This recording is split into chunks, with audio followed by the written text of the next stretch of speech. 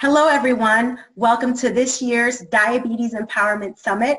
I'm your co-host, Kiana Drew, and I am so excited to introduce a dear friend of mine and also someone who is doing incredible things in the diabetes community. Her name is Sarah McLeod, and not only is she an advocate for people with diabetes, but she's also a holistic health coach, and she has lived with type 1D since 2005.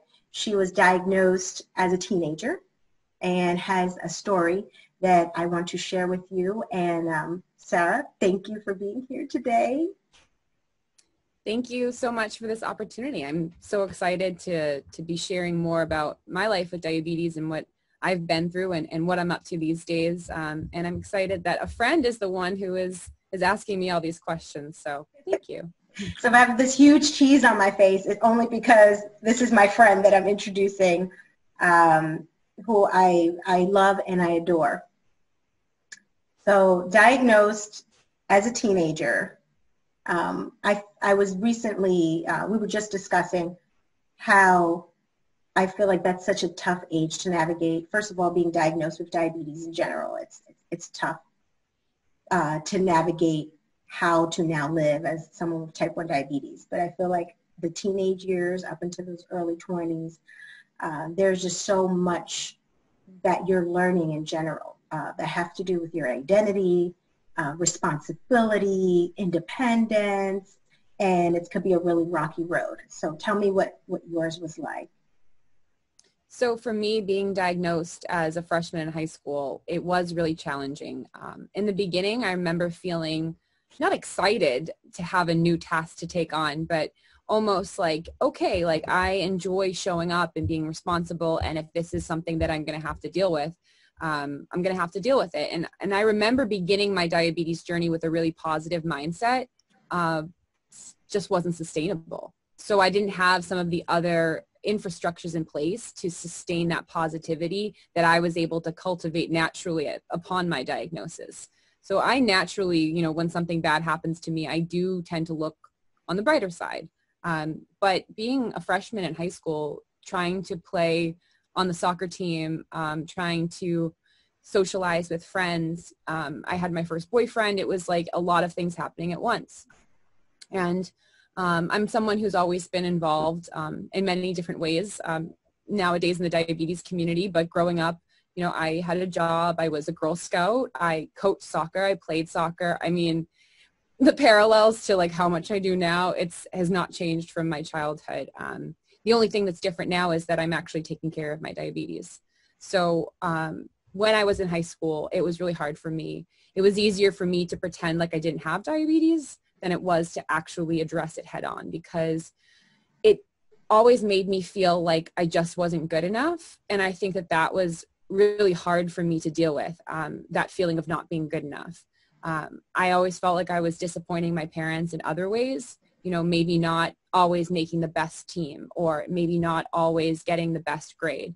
I do have an older brother was really academic and very good with school back in the day. So, him and I were always kind of competing for, which child is the smartest. We have a younger brother too, and he was always trying to, keep up. And he's actually, he's an electrician nowadays, so he's smart too. They both know so much. But for me, like competing with my brothers too, like that's like a very masculine energy to grow up in. I didn't have sisters, so kind of leaning into that competitive nature and always wanting to be the best, but feeling like I was falling short and unfortunately not feeling comfortable enough to share what I was struggling with. So, I come from your classic kind of Irish Catholic family. It's like, let's sweep that problem under the rug and not talk about it. I'm also Scottish, so I think the Scottish side allows me to be a little bit more vocal maybe. Kind of like the Highlander or, Mel Gibson in Braveheart. But for me, not talking about it made things so much harder. So I was being secretive, and it eventually led to some behaviors that I ended up identifying with as disordered eating behaviors. So whether it was omitting my insulin on purpose, knowing that when my sugars ran high, I'd lose weight, or, maybe it was not eating because not eating was easier than having to deal with whatever happened with my blood sugars. I never participated in any bulimia tendencies, but the phrase that's known in our community as diabulimia actually relates to insulin omission. So though I wasn't regurgitating what I had eaten on purpose, I was not taking the insulin, so it was kind of like I was eliminating those calories and everything through urinating out glucose. So it was not fun for many years. I was lucky enough to stay out of the hospital for quite some time, always kind of figuring out a way to avoid DKA. But eventually, you know, that big DKA incident happened, and that's really where I knew I had to make a change. And what year was that? That was in 2011, so about 7 years into my diagnosis, 6 years. Okay. And from there on, was it, I mean, we have similar, you know, we have our similar background and our story and our struggle with diabulimia. Was that DKA, was that like a pivotal moment in you making the decision to change, or did you have a series of things kind of take place? Was it like a decision that you made over time? How did you get to that point where you just said, I'm not going to do that anymore? I would definitely say that that first DKA where I ended up in the ICU would be like, you know, the pivotal moment that you say, but also that road to recovery, you know, what I thought was recovery, even in that first year, I learned so much more in these, you know, following years since that time. Like, this is an ongoing journey. It's much like life, you know, and I think that that's one of the best parts about getting older is that the older you get, you know, you can have all this knowledge, you can read all these books, you can talk to all these people, listen to podcasts, but until you actually live, until you actually have experiences, that knowledge never translates into wisdom. And so, you know, the wisdom that I've experienced from continuing to live my life with diabetes as courageously as I can in the face of, you know, challenges, in the face of, you know, having moments where, yes, I do feel burnout. Do I think that I'm participating in diabulimia at any point during those burnout stages? I don't think so, because I've done that work and I've moved past those wounds that are deep within me. However, I'm very mindful of the things that make me remember what it was like to be in that state of mind where taking my insulin or not taking my insulin was a choice. Because I don't see it as a choice now. You know, I have not only responsibility to my own life, but to the people who I've pulled into my life, to my friends and my family, of course, but I think most notably my friends with diabetes, because I've made that decision to become part of this community, and what I do affects those around me, for better or for worse. And I know that in the hard times, my friends are there for me, and I hope that, you know, in the hard times for them, I can be that light that they need to. And you are, because you've been that for me. That resonates with me too. I've done that work. And so even if you're going through burnout, I feel like even that road to recovery, the muscle that you're exercising is one of mindfulness, where you become so self-aware to where those thoughts, when those thoughts come in, you're able to either turn it into a new thought or speak life into yourself so that you no longer go back into that dark place and omit insulin, you know. But burnout will happen, you know, but you have a strengthened muscle now, that like self-awareness to say, I know what this is, like when you're tired. It actually, what it makes me think of, that time of the month when women's emotions are all crazy and hormonal, and you're just like, and then you're like, wait, I know what this is. Every month, I lose my mind a little bit. I think that's what it is. What day is it? What day is it? I know, because mine lines up with the new moon. I'm like, oh, new moon. Here we go. That's what it is. Right? And then when you're able to name it, you're able to tame it. Right? Absolutely. You know what it is, and then you're able to deal with it. So moving forward, when did you decide to become an advocate, and when did you decide to work on actually being of service to people? So I think after discovering the power of peer support, I knew that that's where I wanted to get more involved, at least to start. So, you know, I've always been somebody that is a little bit more oriented to the world of peer support than maybe traditional forms of advocacy. Like, you know, I'm not as familiar with, you know, going down to Washington, D.C. as so many wonderful advocates do for us. But where I really find joy and where I find my passion is that human connection.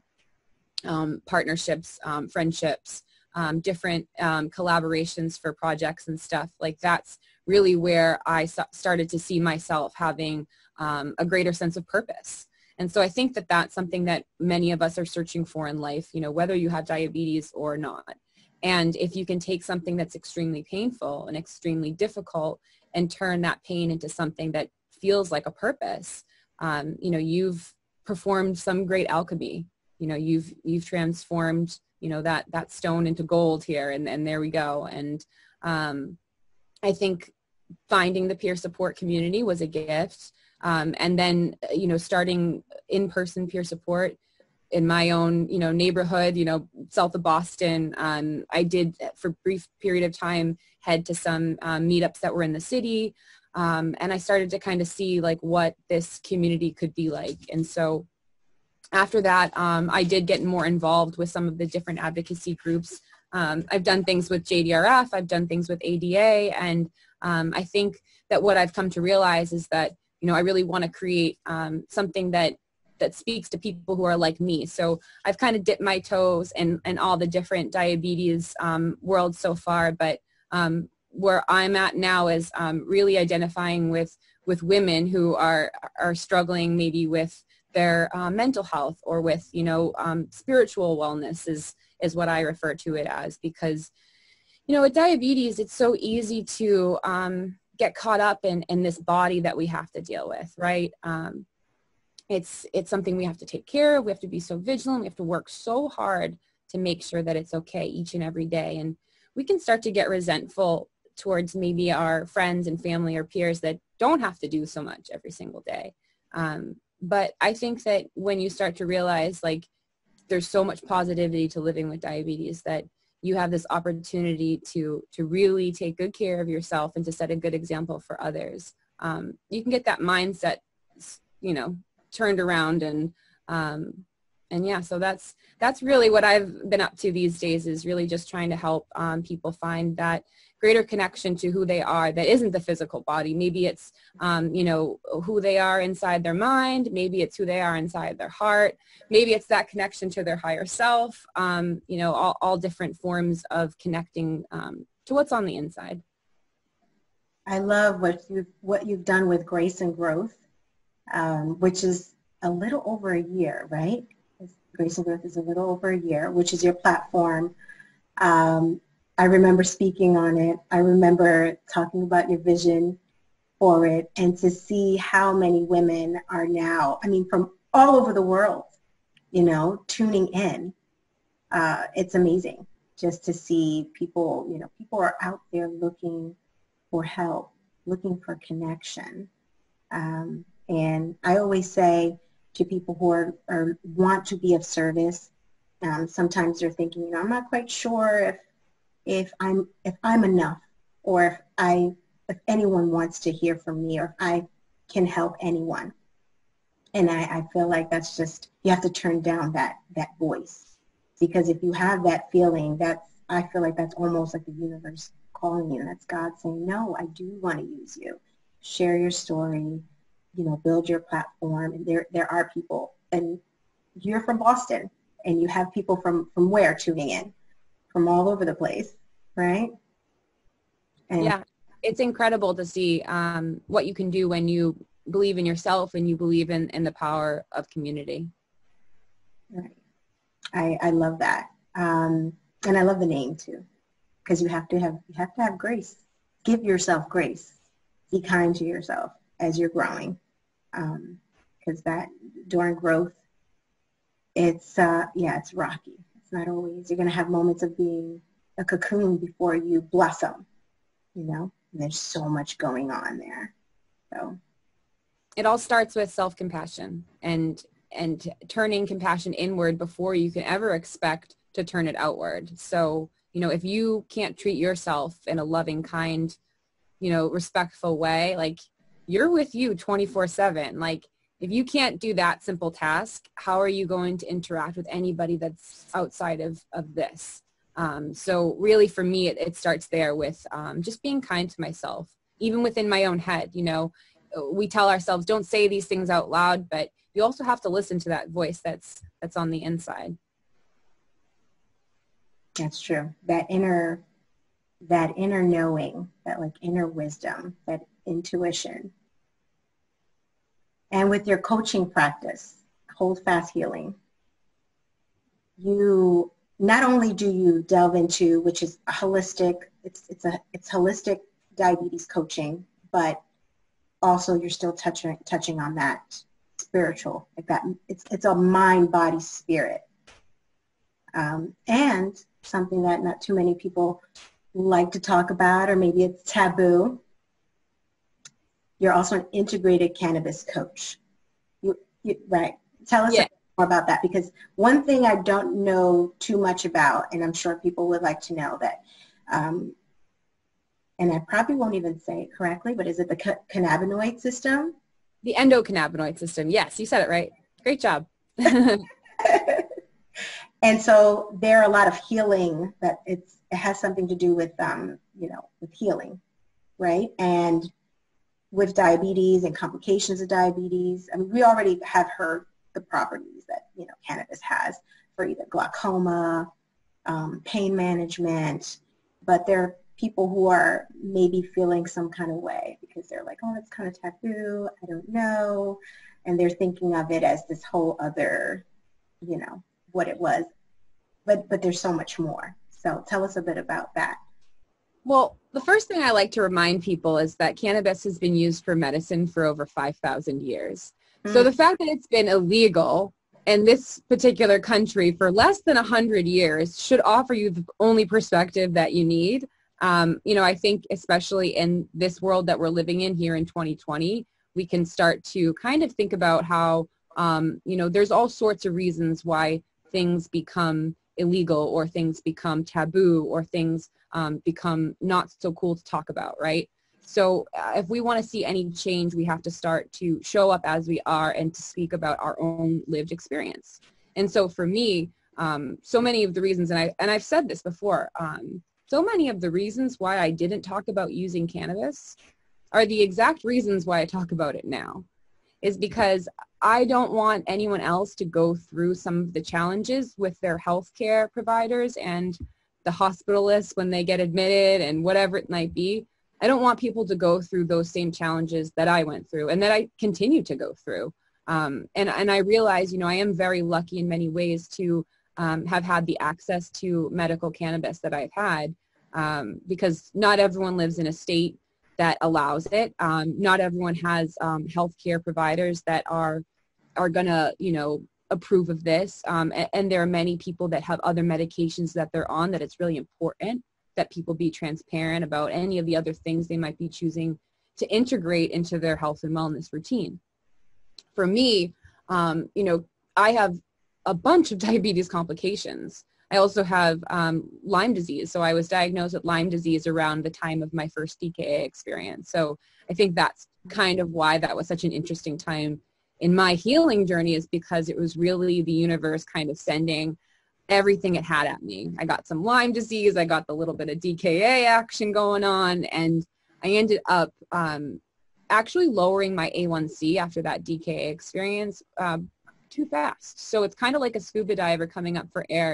And now I've heard it actually only within the last year or so referred to as recovery-induced complications. So if you're somebody who has chosen to emit your insulin and have had an A1C that's been elevated for an extended period of time, when you drop your A1C too quickly, it throws your body into such a tailspin that you can't adjust properly. So we need to do things slowly. We need to bring the body into balance. And so, you know, balance is such an interesting theme within my life.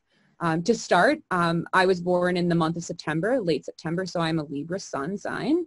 And if anyone knows the sign of Libra, it's the scales. So it's bringing things into balance. It's justice, it's fairness, that sort of thing. But really, the scales, like, it's right there, balance. It says it all. And so, in addition to being a Libra sun sign, I also have diabetes. So the particular illness that I have as well has that theme of highs and lows, balance, bringing it back into balance. And so just to add another layer to my life, I'm someone who's gone through yoga teacher training. So my particular practice and this thing that I lean into within not just, my physical exercise life, but also my spiritual life, it really has to do with that balance and that, connection to the higher self, to that wisdom, to that knowledge that's already within you. So when it came to making some decisions about my health, I knew what had worked for me in the past for some of the symptoms that I was experiencing. So when I started to have incredible body pain from head to toe, especially within my legs, I knew that cannabis was something that could help me with that, because as a teenager, I used cannabis as opposed to using alcohol. I actually really didn't drink alcohol until I was of legal age, maybe a handful of times underage, but it wasn't so successful, so I pretty much avoided it until it was okay. And then again, not as successful even when I was of legal age. So alcohol was always a challenge, and for me, recreationally or socially, cannabis always just made so much more sense.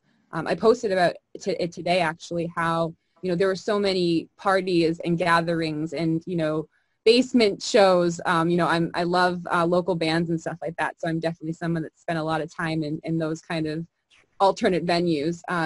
So many of those nights where, like, it's a miracle I made it. Between my blood sugar or, how I was going to get home or whatever it was, like, just so much irresponsible behavior. And any night that I chose not to drink and I chose to maybe only smoke some weed or something like that, always a much better time. I could get up the next day. I had clarity of mind. And so I knew, at least on a social level, that cannabis was always something I felt comfortable with. And I think it's important to note that that's what made it so easy for me to view it as something that was an option therapeutically. So I know that can be a hurdle for some people to overcome, is, maybe they did try it at a party when they were in college, or, we all have that friend that has the story of eating the edible and having, like, the worst experience ever. So you hear these stories and, you start to have that little bit of fear. But what I want people to know is that when you educate yourself, you empower yourself. So knowing that there are all sorts of different kinds of cannabis, knowing what these effects are, knowing how to dose yourself properly, or, even what questions to ask when you head into a dispensary, when you want to purchase something legally. It's a whole new world. And, there are a lot of improvements that need to be made within the industry. I'm someone that delayed becoming a patient for a very long time. So that's something I also like to acknowledge to people, is that, some people feel uncomfortable giving this information to the government and being on a list, or they start to worry maybe about future job opportunities and that sort of thing. And, all I can do is just really encourage people to listen to their intuition, to look at all their options and to see just what might be best for them.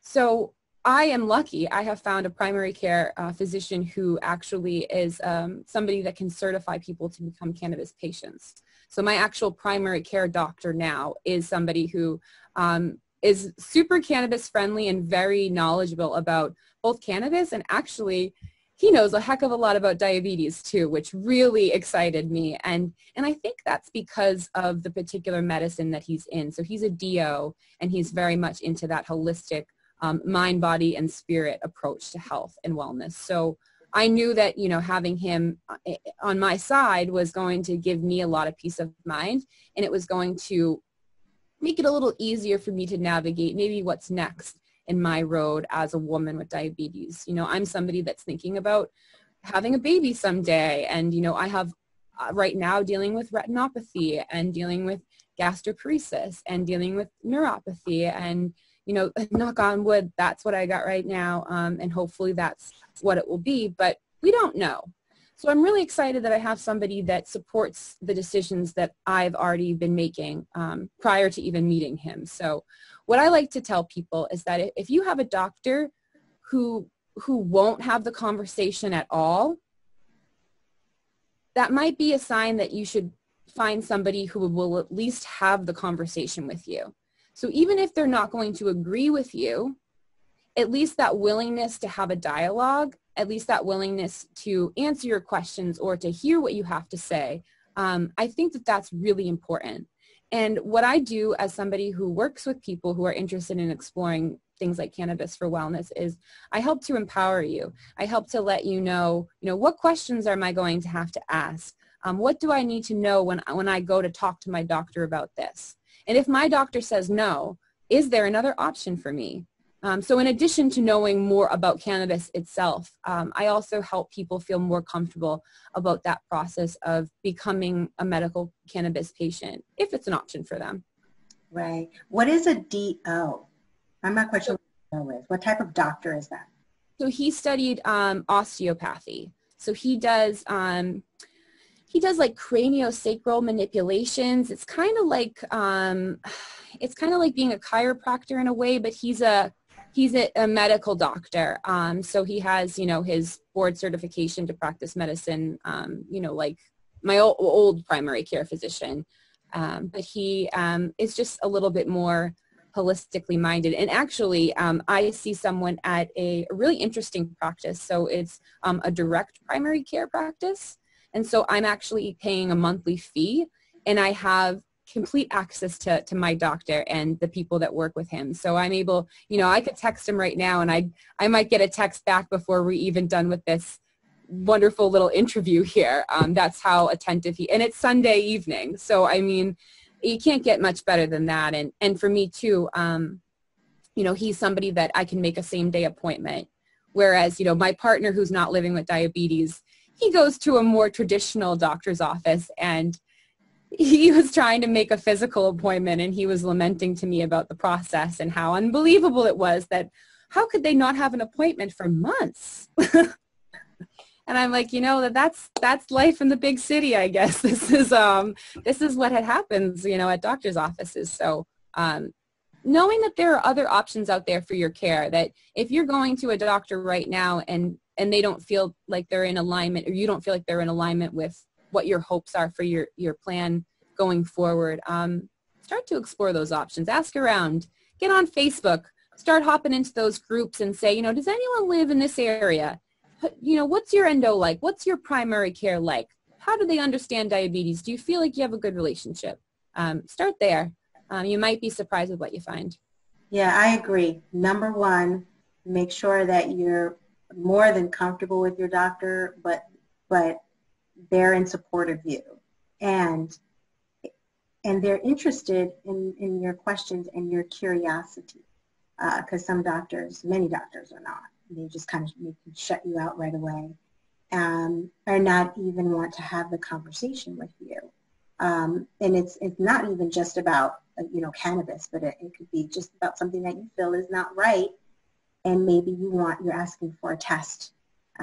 It's something that I keep hearing. It's almost like a common thread where we're trying to advocate for ourselves, and before we even get to the fight with an insurance company, we're actually we're having to get through to our doctor, who's supposed to be, advocating for us and helping us, but they're the ones to say no to us first. It's like, well, you're actually the first door I got to go through I'm trying to get to the answer, So I agree with you. And I think it's equally as terrifying, and also really eye-opening when you realize that your doctor or the people that are treating you actually don't know everything. When you start to see these people as people, they go home, they have a house where they, greet their spouse maybe and eat dinner and go to bed. Like they're not this higher being. They're not this, holier than thou thing. Right. They're people, and to have conversations and to be heard is something that you deserve because you're also a person. So. Mm-hmm. I totally agree with you.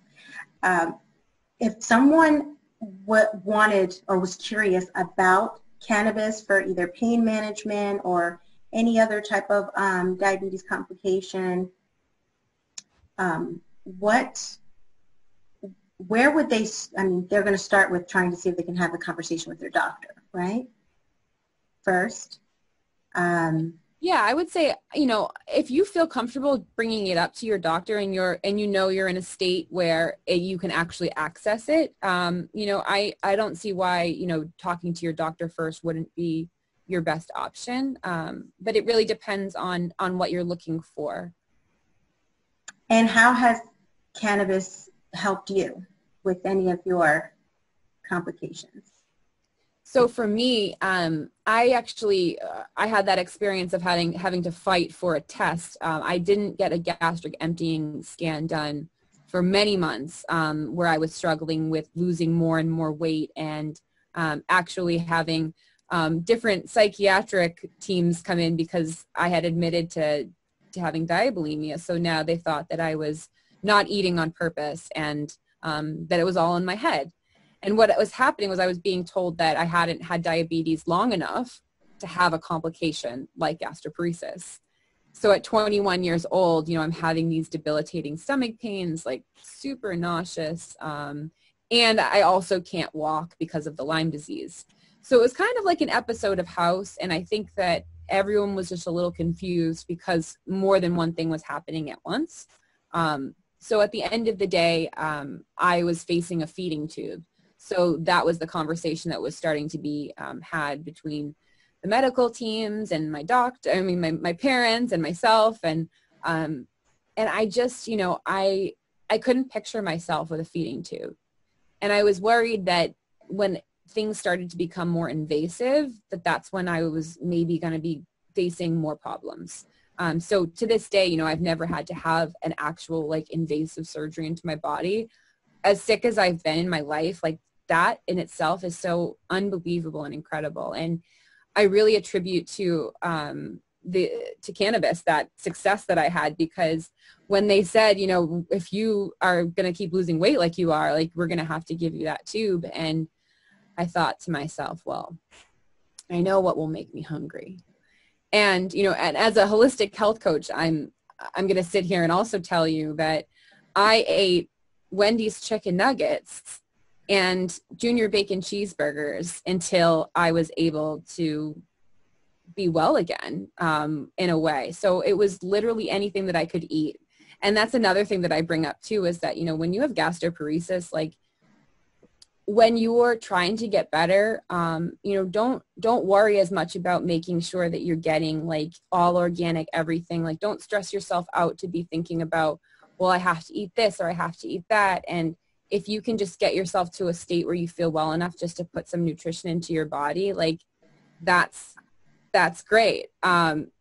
If I had the brain and the knowledge and all these books that I have now, then would I be eating Wendy's chicken nuggets and JBCs? No, I'd be using the beautiful superfoods powders and all that stuff that I have now, but you work with what you've got, right? So when I was in that state of being where I was so nauseous, I would use cannabis until my appetite was stimulated enough where I felt hungry for some of those chicken nuggets that were just really easy. And now I'm thinking about them. I haven't had Wendy's in well over a year, and it's like I can smell them.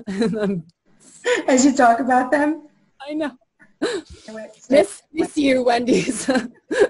But I know how much better I feel when I fuel myself with nutrient-dense foods that are healthy, quote unquote, and nutritious and everything. Because living with gastroparesis, I don't have the ability to eat as much as I would like. So being very mindful of what I do choose to consume, and having an appropriate cannabis consumption schedule that allows me to keep the nausea at bay so that I don't end up in any kind of, cyclical vomiting scenario, which oftentimes can happen, you know, if I go too long without eating, or if I'm in any sort of flare-up or uncomfortable state. Right. I'm curious about gastroparesis only because I feel like, you know, when I was deep into, you know, not mistreating my body, I didn't take care of myself for some years, that I had some of those complications, right? And so for anyone who's watching, what are the early signs or any type of symptoms that are associated with gastroparesis? I would say, especially if you wear any kind of CGM or continuous glucose monitor kind of device, the first sign would be certain changes to the patterns in your blood sugar. So what you might see after a meal would be a low blood sugar, maybe a low that you even have to treat. And what's happening inside of your body is your body has the delayed gastric emptying. So your insulin's kicking in, but that food really hasn't digested as you would have expected it to. So you're going to treat that low, and then eventually your body is going to digest the carbohydrates that you had bolused for. But that insulin's already been used. So now you're going to see a high. So we're seeing low followed by a spike that's kind of delayed later on. And you might notice it more when you eat pizza, Chinese food, anything that's high in fat, anything that's fried, greasy, that sort of thing. But even healthy fats can slow that digestion down even more. So keeping that in mind too, as you observe your CGM data. As far as any other symptoms, you might notice some bloating. So you'll notice like a distended stomach, which is, you know, something that happens to all of us. So our bodies change throughout the day. You know, you wake up, your stomach looks one way, you move through your day, it looks a different way. When you have gastroparesis, it is very noticeable, the bloating that you're experiencing. You go from having more or less a flat stomach to a stomach that looks pregnant. And it's very noticeable and very painful. I think I can probably compare it to maybe someone that's having like a gluten reaction. So maybe you've seen somebody with celiac disease who's, you know, they've had the gluten and now they've got that tummy that's puffing out, and that could be something you notice with gastroparesis. But other than that, I would say just having nausea. Gastroparesis is like having chronic morning sickness, but it's not just the morning. And it can be just that baseline level of nausea, or it can be really extreme nausea. And whether or not you actually throw up or not is not indicative of whether or not it's gastroparesis. So I know a lot of people who don't usually get sick, but they have that nausea and they do have gastroparesis. So. Okay. I'm not familiar with, no, you know what? Now that I think about it, I remember a time being super, super nauseous. It could have been, because DKA, nausea is associated with DKA too. Like that nausea comes in. And the higher your blood sugars are, the more you're going to have those symptoms of gastroparesis. So even for myself now, I know that if I end up running high for a couple of days or whatever, you know, if I'm just, maybe it's, you know, that time of the month and my hormones are just kind of being a little irregular, I do notice that I start to have more of that nausea or more of that delayed gastric emptying. I have to be a little bit more careful about eating things that might make me feel a little bit more full. Yeah. I was just thinking, when you were telling your story about, you know, you being diagnosed, and before then you were always very active. You did a lot of things, and here you are in a whole nother space where you're of service, but you are doing a lot of things. So one thing we didn't touch on is your book club. And before we close, I want people to know where they can find you. You know, you have Grace and Growth, which is an amazing platform for any woman, and specifically for women who are struggling with depression, burnout, disordered eating, where they can join the Grace and Growth group, as well as where they can find you for diabetes coaching, as well as the book club.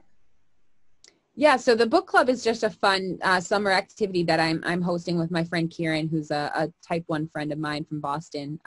He has an Instagram page, T1D in Action, and it's really all about getting people together in the T1D local community to do some activities. So, you know, whether it was going apple picking or doing like a kettlebell exercise at a gym, he was having lots of fun with that. So because of, you know, everybody having to social distance this summer, we thought maybe it would be fun to participate in something together where we're also learning. So we're reading Think Like a Pancreas by Gary Shiner. And, you know, this is a free book club. We've had our first meetup, but we've got 2 more coming up. So end of July and then a couple weeks into August, we'll have the last meeting. And I'm actually recording all the meetups. So, you know, if people are interested in participating, but maybe they hear about it a little bit too late, or they want access to some of the questions that have been brought up, I have all of those files, and I'm totally willing to share with anyone who just wants to be involved and learn more. And so I guess, you know, between the book club and all the other different things that I have going on, the best way to find me would be on Instagram, I would say, if you have an Instagram account. And I go by Plutonian Pancreas. So a connection there to astrology and my connection to Pluto, which is the planet of death and rebirth and transformation, a big theme within my life. I can be found there on Instagram, and then also you can always shoot me an email. I think that's also a really good way. So that's Sarah, so just my first name, at holdfasthealing.com. Wonderful. Friend, thank you so much. Thank you for sharing. Thank you for your time. You're doing amazing things, and I'm excited. I'm excited for, you know, everything that you're doing in the world. And I'm seeing you blossom, and I'm seeing so many people being empowered. And this is what this summit is about. It's about diabetes empowerment, injecting hope, inspiring, encouraging, and educating people as well. So thank you so much. Yeah, thank you. I'm going to stay tuned to you later. But actually, don't worry. I'm going to close out and then do like an edit. So we're going to say goodbye. Here, let me just, all right, I'm just going to. Sarah, thank you so much for being here. I'm going to give you virtual hugs because we're a long distance here. And have a wonderful day. And for all of you watching, stay tuned to the Diabetes Empowerment Summit. Thanks. Bye.